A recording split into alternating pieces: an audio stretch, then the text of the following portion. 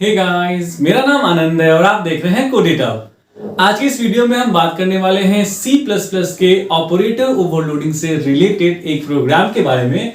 और जो प्रोग्राम है कि कैसे आप असाइनमेंट ऑपरेटर को क्या करेंगे, ओवरलोड करेंगे। तो ये एक नॉर्मल असाइनमेंट ऑपरेटर है, लाइक वी से A इक्वल्स B।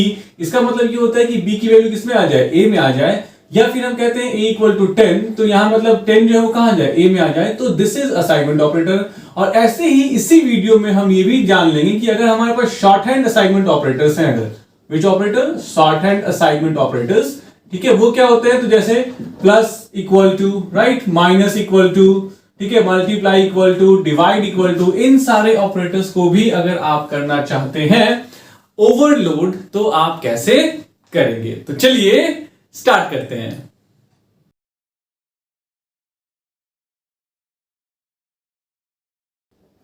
तो ऑलरेडी मैं आपको ऑपरेटर ओवरलोडिंग के सारे कॉन्सेप्ट्स यानी कि इंट्रोडक्शन से लेके क्यों ये यूज होता है, ये सब ऑलरेडी पहले वाली वीडियोस में हम क्लियर कर चुके हैं, जिसका लिंक मैं डिस्क्रिप्शन में दे दूंगा। और plus operator, minus, multiply, divide by को भी हम ऑलरेडी ओवरलोड करके देख चुके हैं। और आज की इस प्रोग्राम में, इस वीडियो में हम करने वाले हैं असाइनमेंट ऑपरेटर को ओवरलोड। तो आपको सबसे पहले ये समझना पड़ेगा कि जो हम असाइनमेंट ऑपरेटर को ओवरलोड करने की बात कर रहे हैं उसमें एग्जैक्टली हमें क्या करना होता है। ध्यान समझिए, देखिए हमारा कंसर्न क्या होता है कि जैसे हम लिखते हैं, मान लीजिए इंटीजर टाइप का हम लिखते हैं, एक A लिखते हैं, एक B लिखते हैं, ठीक है। अब अगर हम क्या करते हैं, B में मान लीजिए 10 डाल देते हैं और अगर हम लिखते हैं A इक्वल टू B, तो यस इट इज करेक्ट। क्यों करेक्ट है? क्योंकि ये हम करते हैं, यानी कि ये जो B की वैल्यू है वो A में चला जाएगा और A जो है उसको क्या मिल जाएगी वैल्यू, जो B में थी।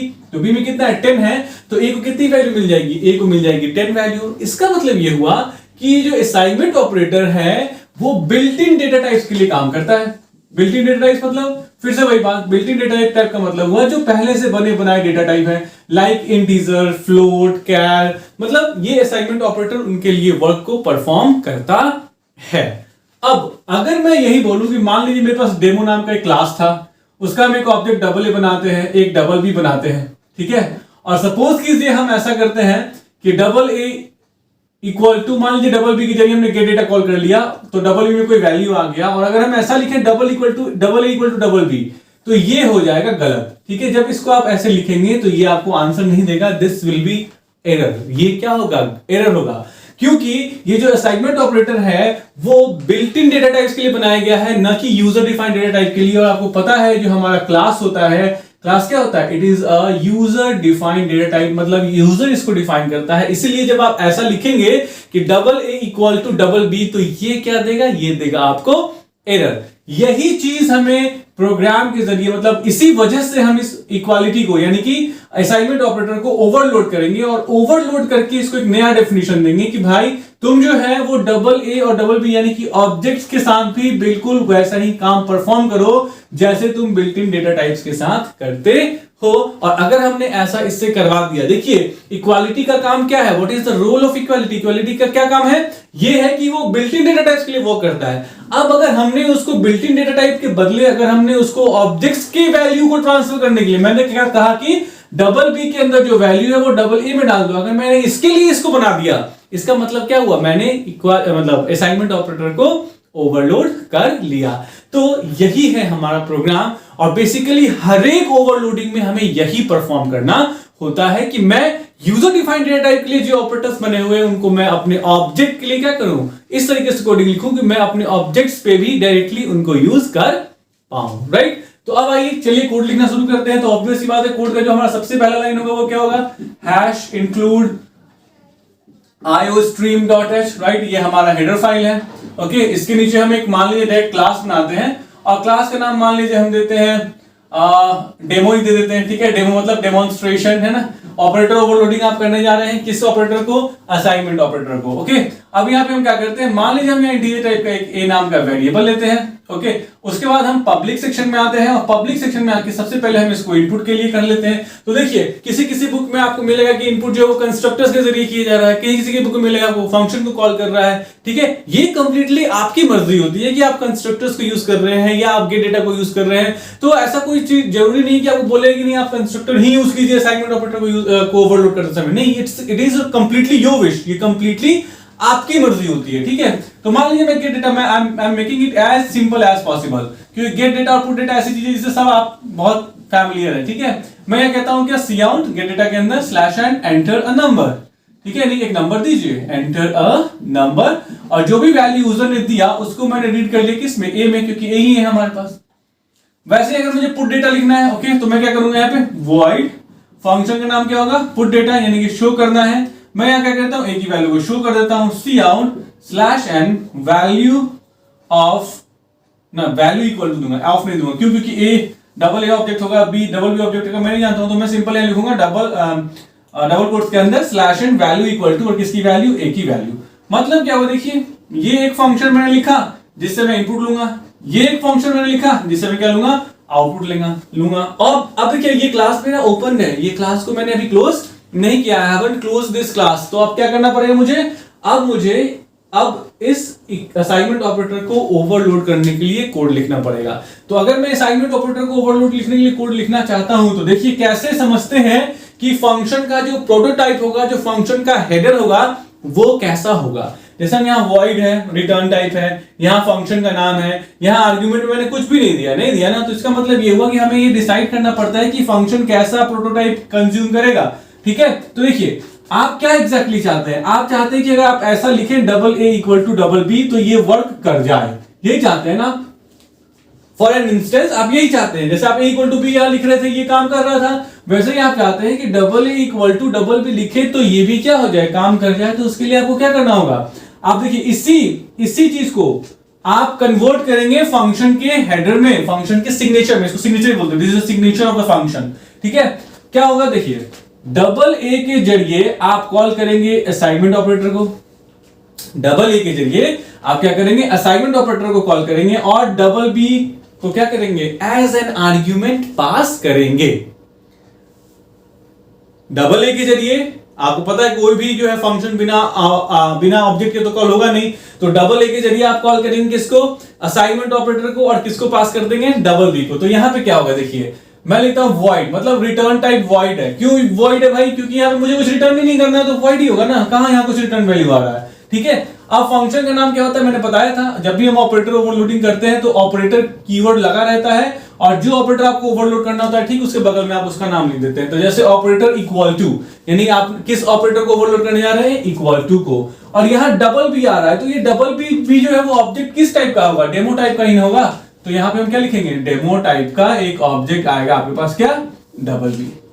अब इसके अंदर हमें करना क्या होगा, ये तो आपने ये सिग्नेचर कैसे पता लगाया, आपने पता लगाया इस तरीके से, इसको देखा कि आप एग्जैक्टली क्या चाहते हैं, व्हाट यू एग्जैक्टली वांट। तो आपने देखा कि आप a इक्वल टू बी जैसे यहां लिखते हैं, वैसे double equal to double B लिखें और आपका काम हो जाए, वही आप यहां चाहते थे।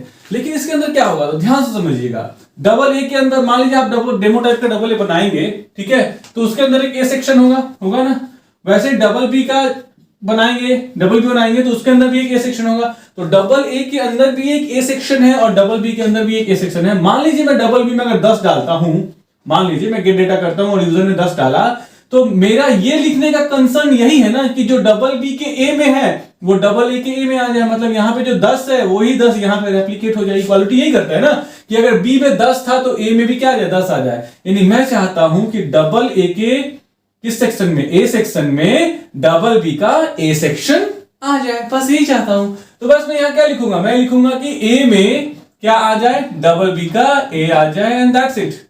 अब आप बोलेंगे सर ये क्या आपने लिखा, तो देखिए अब ये किसका ए है, तो किसका ए है, आपने यहां पे किसके जरिए कॉल किया है, आपने यहां कॉल किया है डबल ए के जरिए। तो डबल ए के जरिए आपने इक्वालिटी फंक्शन को कॉल किया, डबल ए के जरिए आपने इक्वालिटी फंक्शन को कॉल किया, यानी कि ऑपरेटर ओवरलोड किया आप, इसलिए यहां पे जो ये ए है वो किसको रिप्रेजेंट करेगा, डबल ए के ए को। तो कहता है कि डबल ए के ए में क्या डाल दीजिए, डबल बी का ए डाल दीजिए। तो डबल बी के ए में कितना है, 10 है, तो डबल ए के ए में 10 डाल देगा। यही तो होता है असाइनमेंट ऑपरेटर का एक्चुअल वर्क, हमने इसको परफॉर्म कर दिया। अब यहाँ पे मान लीजिए मैं क्लास बंद कर लेता हूं, यहां पे कर लेता हूं इंट मेन, ठीक है, इसके अंदर मैं ऑब्जेक्ट बनाता हूं। अब यहीं से प्रोग्राम का एग्जीक्यूशन शुरू होगा, आपको पता है execution of program starts and ends with main function. ये शुरू भी मेन फंक्शन से होता है, एंड भी इसका मेन फंक्शन पे ही होता है, ठीक है। सो इन दैट केस अब क्या होगा, मुझे ऑब्जेक्ट बनाना पड़ेगा, यही सेम चीज। तो किसका ऑब्जेक्ट हम बनाएंगे, डेमो टाइप का। तो डेमो टाइप का ऑब्जेक्ट मान लीजिए हम एक डबल ए बनाते हैं और एक डबल बी बनाते हैं।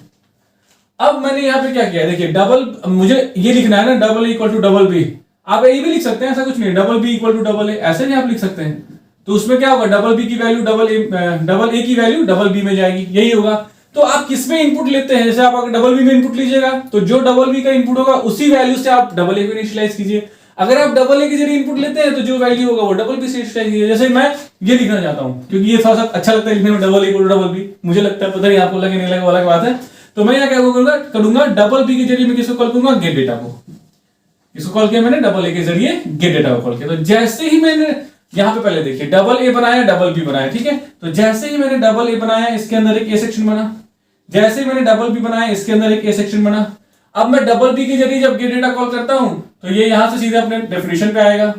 यहां आके देखिएगा इंटर नंबर पूछा गया है, ए में उसकी वैल्यू ली गई है, तो डबल बी के ए में। अब बताइए यहां पे आप समझते हैं ना कि डबल बी के जरिए कॉल किया गया, तो ये जो ए है वो किसका ए है, डबल बी का ए है, यहां से समझते हैं। तो वैसे ही यहां पे समझना होगा, है ना। मान लीजिए यूजर ने यहां 5 दिया, ओके।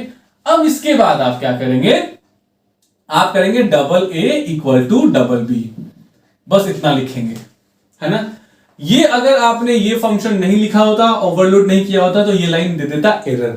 अब आपने ओवरलोड किया हुआ है, तो ये क्या इसका मतलब हुआ कि डबल ए के जरिए आपने इक्वालिटी, मतलब इक्वालिटी नहीं, असाइनमेंट ऑपरेटर कॉल किया है, फंक्शन कॉल किया, यहां आएगा। डबल बी को पास किया तो ये डबल बी यहां चला जाएगा, यानी यहां पे भी डबल बी और यहां पे भी इसका नाम डबल बी ही रह गया, ठीक है। अब क्या होगा, कहता क्या इसके फंक्शन के अंदर क्या है कि ए में, तो किसके ए में, तो किसके जरिए आपने कॉल किया है, आपने डबल ए के जरिए कॉल किया है ना। तो डबल ए के ए में, मतलब यहां की हम बात कर रहे हैं, यहां पे क्या डाल दो, डबल बी का ए। तो डबल बी के ए में कितना है, 5 है ना, तो यहां पे क्या डाल दो, 5 डाल दो, खत्म। देखिए तो जो डबल बी का वैल्यू था वो डबल ए में आ गया, सिंपल, ठीक है। अब यहां पे आप क्या कर दो, डबल ए के जरिए पुट डेटा करके दिखा दो कि भैया देखो हमारे पास वैल्यू जो है, पहले डबल ए के जरिए पुट डेटा करके दिखा दो, तो आपको दिख जाएगा कि डबल ए में वैल्यू आया या नहीं आया। वैसे ही डबल बी के जरिए पुट डेटा कर दो, तो डबल बी की जो वैल्यू थी सेम वही वैल्यू किसमें आनी चाहिए, डबल ए में आनी चाहिए। तो अगर डबल बी को पुट डेटा भी किया आपने, डबल ए को भी पुट डेटा किया, अगर दोनों में सेम वैल्यू दिखाया, क्योंकि डबल बी में तो यूजर ने दिया था, तो ये तो यूजर ने जो भी दिया, मान लीजिए यहाँ 5 दिया था, तो डबल ए में भी 5 आ जाना चाहिए। तो अगर इन दोनों में 5 दिखा रहा है, इसका मतलब आपका काम बिल्कुल सक्सेसफुली वर्क हो गया है। यहां से आप क्या कर देंगे, रिटर्न कर देंगे, किसको, रिटर्न 0, यानी प्रोग्राम टर्मिनेटेड सक्सेसफुली, और ये क्या हो जाएगा, प्रोग्राम हमारा बंद हो जाएगा। This is everything about assignment operator overloading. अब इसमें क्या है, कहीं कहीं बुक में देखिए, इसमें मैंने यहाँ ए लिया है, ए कॉमा बी है, तो ठीक है, एक तो एक ये प्रोग्राम हो गया, राइट, यहां से लेके यहां तक। देखिए मैं ना वेरिएशंस पूरे बता देता हूं ताकि बच्चा कहीं दूसरी जगह बुक में पढ़े तो उसे कंफ्यूजन नहीं हो, इसलिए थोड़ी सी वीडियोस लंबी होती है, लेकिन यकीन मानिए बहुत इंफॉर्मेटिव होती है, क्योंकि इसके बाद कुछ बचेगा ही नहीं आपको जानने के लिए। जैसे यहाँ पे क्या होता है, मान लीजिए मैंने ए और बी 2 वैल्यूज दे रखे हैं, ए और कॉमा बी दे रखा है, तो अब मैं यहाँ 2 नंबर्स करूंगा, ए नंबर का क्या करूंगा, 2 नंबर्स, यानी इंटर 2 नंबर इंटर कीजिए, एक को ए में रीड करूंगा, एक को किस में रीड करूंगा, बी में रीड कर लूंगा, ठीक है। और मैं यहाँ पे क्या करूंगा, ए और बी दोनों को डिस्प्ले कर दूंगा, सी आउट, मैं यहाँ करूंगा क्या, /n a equal to A की वैल्यू, ठीक है, फिर /n b equal to B की वैल्यू। मतलब ये वो केस है जब किसी एक ऑब्जेक्ट के अंदर दो पार्ट है, तो 2 पार्ट होंगे तो क्या होगा, तो मतलब जैसे मान लीजिए ए में 5 और बी में 6 दिया किसी यूजर ने इसके, तो जब आप लिखेंगे double A equal to double B, इसका मतलब ये होना चाहिए कि डबल बी में जो भी रिस्पेक्टिव वैल्यूज थी वो रिस्पेक्टिव वैल्यूज डबल ए में आ जाए। मतलब डबल ए के ए में इस डबल बी वाला ए आ जाए, और डबल ए के बी में क्या आ जाए, डबल ए के बी में डबल बी का बी आ जाए, यानी यहां 6 आ जाए, यही हम चाहते हैं। तो सारा काम बिल्कुल सेम होगा। देखिए डबल ए बनेगा, बन गया, डबल बी बनेगा, बन गया, डबल बी के जरिए आपने गेट डेटा किया, तो गेट डेटा यहां आया, 2 नंबर पूछा ए में बी में, तो डबल बी के ए में डबल बी के बी में उसने डेटा को रीड कर लिया। अब रीड करने के बाद क्या होगा, आप ये लाइन एग्जीक्यूट होगा, double A equal to double B, यहां पे आया, तो ए में तो आपने डबल बी का ए डाल दिया है, यानी ए में आपने डबल बी का ए डाल दिया है, लेकिन बी को भी तो यहाँ पे बी है, तो यहाँ बी को भी इनिशियलाइज कर दीजिए ना, लीजिए ना, ये लिख दीजिए कि B equal to double B का बी। तो मतलब यहाँ पे एक वेरिएबल था तो मैंने एक बार लिखा, 2 वेरिएबल था तो 2 बार लिखा, 3 वेरिएबल होगा तो तीनों को असाइन कर दूंगा, ताकि रेस्पेक्टिव वैल्यूज, यानी ए में आ जाए, बी में आ जाए। अब जब आप प्रिंट कीजिएगा तो दोनों जब प्रिंट होगा तो दोनों में बी की वैल्यू क्या होगी, एग्जैक्टली सेम होगी। तो इस तरीके से आप असाइनमेंट ऑपरेटर के साथ प्ले कर सकते हैं ओवरलोड करके। अब आता है बात, फिर से नया चीज, shorthand assignment operator, plus equal to, है ना, प्लस इक्वल टू। जैसे मैं यहां लिखता हूं a plus equal to B, इसका मतलब क्या होगा, इसका मतलब होगा a equal to A plus b, यानी मैं क्या करता हूं, ए और बी को क्या करता हूं, मतलब सिर्फ काम बिल्कुल वही कर रहा हूं मैं, नो चेंजेस आर देयर। बस करना क्या है, ए और बी को जोड़ के और फिर से ए में डाल देना है।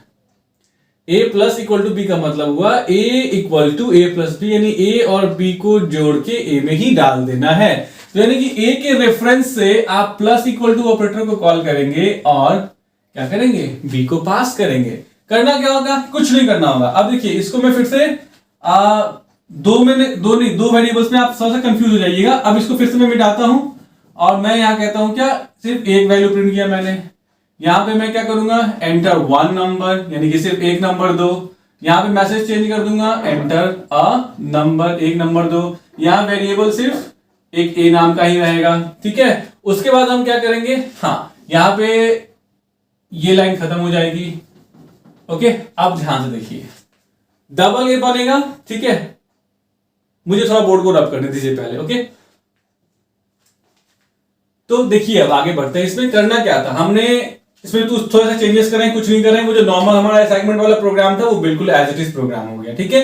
इट इज कंप्लीटली असाइनमेंट वाला प्रोग्राम विद वन वेरिएबल। अब हमको क्या करना है, प्लस इक्वल टू को करना है ना, ओवरलोड प्लस इक्वल टू। तो अगर हम लिखते हैं कि a plus equal to B, इसका मतलब क्या होता है, इसका मतलब होता है a equal to A plus B, ये आप जानते हैं, ठीक है। अब इसमें मुझे क्या करना है, यहां पे मुझे अब ऐसे करना है, double A plus equal to double B. तो इसका मतलब क्या हो जाना चाहिए, double A equal to double A plus double B, यही होना चाहिए ना। कुछ नहीं करना, आपने डबल ए लिया, डबल बी लिया, डबल बी की जरिए गेट डेटा किया। अब मैं अगर इसको मिटा दूं और आपको बताऊं इसको रन करके कि कैसे ये रन होगा एग्जैक्टली, ठीक है। तो वो देखिए रन कैसे होगा। ये हो गया मेरा, मान लीजिए यहां डबल ए बनेगा, इसमें इसके अंदर एक ए सेक्शन, यहां डबल बी बनेगा, इसके अंदर कौन सा सेक्शन, मान लीजिए एक, हाँ इसके अंदर भी एक ए सेक्शन बनेगा। अब आपको क्या चेंजेस करने हैं, यहाँ पे क्या चेंजेस आप करेंगे, थोड़े थोड़े चेंजेस करने पड़ेंगे। क्या क्या चेंजेस करने पड़ेंगे, तो देखिए double A plus equal to double B का मतलब होता है कि डबल ए में ही डबल बी की वैल्यू जोड़ दो। मतलब डबल ए के पास भी तो कोई ना कोई वैल्यू पहले से होनी चाहिए। तो आप यहाँ पे आप क्या करोगे, double A dot gate data करोगे। जैसे डबल ए डॉट गेट, पहले डबल ए के जरिए गेट डेटा कर लिया। सीक्वेंस तो आप उल्टा भी कर सकते थे, लेकिन एक सही तरीका यही होता है कि पहले पहला वाला लिखिए। तो डबल ए के जरिए गेट डेटा कर लिया, फिर आप क्या करेंगे, डबल बी के जरिए गेट डेटा कर लेंगे, ठीक है। अब इसके ए में मान लीजिए यूजर ने 4 दिया, इसके में मान लीजिए यूजर ने 2 दिया। अब दोनों के पास वैल्यू हो गई, क्यों, क्योंकि डबल ए प्लस, जैसे कि मान लीजिए यहां पे अगर ए में 2 होता और बी में 3 होता, तभी तो यहाँ पे ए प्लस इक्वल टू मतलब ए की वैल्यू अब कितनी हो जाती है लेटेस्ट, 2 + 3 5। यानी ए में भी वैल्यू चाहिए थी, बी में भी वैल्यू चाहिए थी ना जी। तो यहाँ पे भी मैंने ए में, इसलिए मैंने डबल ए के जरिए भी गेट डेटा कर लिया और डबल बी के जरिए भी गेट डेटा कर लिया। अब मैं क्या करूंगा, कुछ नहीं करूंगा, double A plus equal to double B, क्या होगा इससे, double A plus equal to double B. अब यहाँ पे ऑपरेटर का नाम चेंज, यहाँ पे क्या हो जाएगा ऑपरेटर का नाम, operator plus equal to. Double A के रेफरेंस से प्लस इक्वल टू को कॉल कर रहे हैं और डबल बी को पास कर रहे हैं। तो हम यहाँ पे a equal to double b dot a नहीं लिखेंगे, ये लिखेंगे ना। तो a equal to A plus ये वाला कॉन्सेप्ट, तो यहां क्या लिख देंगे, a equal to A plus double B का ए। कैसे काम करेगा देखिए, डबल ए के रेफरेंस से कॉल किया गया है, तो ये मतलब डबल ए का है, तो ये लाइन कंप्लीटली ऐसे हो जाएगा, डबल ए का ए इक्वल टू डबल ए का ए प्लस डबल बी का ए। अब देखिए ना, डबल ए का ए इक्वल टू मतलब इसमें वैल्यू डालना है, कौन सी वैल्यू, तो पहले ये इवैल्यूएट होगा, डबल ए का ए, तो डबल ए का ए कितना है 4 है, प्लस डबल बी का है, ये कितना है 2 है, 4 और 2 कितना हो गया 6 हो गया, राइट। तो डबल ए का ए अब 6 से ओवरराइट हो जाएगा, यानी ये खत्म हो जाएगा और क्या हो जाएगा, यहाँ पे 6 आ जाएगा। वही तो हमने यहाँ किया। अब जब लौट के आएगा तो यहाँ पे आप क्या कर सकते हैं, डबल ए के जरिए पुट डेटा कर दीजिए, तो डबल ए की वैल्यू क्या दिखाएगा 6 दिखाएगा, और डबल बी के जरिए पुट डेटा कर दीजिए तो डबल बी में कोई चेंजेस नहीं होंगे। या उसके पहले क्या करेंगे आप, पुट डेटा पहले मत कीजिए, अब इस लाइन को लिखने से पहले, ठीक है, double A plus equal to double B लिखने से पहले आप दोनों की वैल्यू को दिखा दीजिए। ये किस लिए होगा, ताकि आप समझ जाएं कि सच में काम हुआ या नहीं हुआ। मतलब डबल ए के जरिए जब आप क्या करेंगे, पुट डेटा को कॉल कर देंगे तो क्या होगा बताइए, खुद से सोचिए क्या होगा। डबल ए के जरिए जब आप पुट डेटा कॉल करेंगे तो डबल ए की वैल्यू दिखा देगा, वैसे डबल बी के जरिए आप पुट डेटा को कॉल करेंगे तो डबल बी की वैल्यू को दिखा देगा। और इसके बाद आप double A plus equal to double B कीजिए, इससे वैल्यू इसकी चेंज होकर 6 हो जाएगी। और अब जब आप डबल ए डॉट पुट डेटा कीजिएगा तो आपको डबल ए की बढ़ी हुई वैल्यू दिखेगी। इसका मतलब पुरानी वाली वैल्यू आपने डिस्प्ले कर दिया, उसके बाद ये लाइन एग्जीक्यूट करके पुट डेटा किया, तो आपको सब पता चलेगा, मतलब दिखेगा सामने स्क्रीन पे कि सच में आपका काम हुआ या नहीं हुआ, यानी वैल्यूज दिखते रहेंगे ना आपको पुराने वाले भी। तो इस तरीके से आप प्लस इक्वल टू ऑपरेटर को भी ओवरलोड कर सकते हैं। प्लस इक्वल टू है, यहां माइनस इक्वल टू कर दीजिए, यहां माइनस कर दीजिए। मल्टीप्लाई इक्वल टू है, यहां मल्टीप्लाई कर दीजिए, यहां मल्टीप्लाई कर दीजिए। डिवाइड इक्वल टू है, यहां डिवाइड कर दीजिए, यहां डिवाइड कर दीजिए, और बस यहां पे भी वही सेम चीज करते चले जाइएगा। तो plus equal to, minus equal to, multiply equal to, divide equal to, सब इसी प्रोग्राम में हो गया। मैं जानता हूं वीडियोस बड़ी होती है, लेकिन इनको छोटी छोटी वीडियोस बना के मैं स्टूडेंट को कंफ्यूज कितना ही नहीं करना चाहता। मैं चाहता हूं कि एक ही वीडियो में सारी चीजें आ जाए करें, इसीलिए मैं एक पूरा कॉन्सेप्ट एक वीडियो में खत्म करता हूं, चाहे वो मेरी वीडियो बड़ी क्यों ना हो। क्योंकि मेरा प्राइमरी मोटो ये है कि ठीक है 90% बच्चे जो है वो भगा भगा के वीडियोस देखते हैं, लेकिन वो 10% बच्चे जो पूरी, जिनको पढ़ना सिर्फ इन्हीं वीडियो से है, जो मेरे को ही फॉलो करके पढ़ रहे हैं, वो अच्छे से पढ़ पाए, एक एक चीज का कॉन्सेप्ट उनको क्या हो, पूरा क्लियर हो। तो चलिए इसे प्रैक्टिकली भी करके मैं दिखा देता हूं। तो चलिए इसे प्रैक्टिकली भी करके देख लेते हैं। प्रैक्टिकली करने के लिए मैंने ऑलरेडी ये प्रोग्राम पहले से टाइप करके रखा हुआ है। वैसे टर्बो सी प्लस प्लस के इन्वायरमेंट में और जो है वो एक कोड ब्लॉक्स के इन्वायरमेंट में थोड़ी सी डिफरेंसेस होते हैं। जैसे यहाँ पे आपको लिखना होता है हैश इंक्लूड आईओ स्ट्रीम, न कि आईओ स्ट्रीम डॉट एच। साथ ही साथ यहाँ एक लाइन और लिखना होता है, वो होता है यूजिंग नेम स्पेस एसटीडी, और इसके बाद हर चीज़ जो होती है वो एग्जैक्टली सेम होती है, कोई डिफरेंस नहीं होता है। राइट, एग्जैक्टली आप देख सकते हैं ये बिल्कुल वही कोड है जो कोड मैंने आपको समझाया है, और बस थोड़ा सा मैसेजेस चेंज हो जाएगा और कोई नहीं।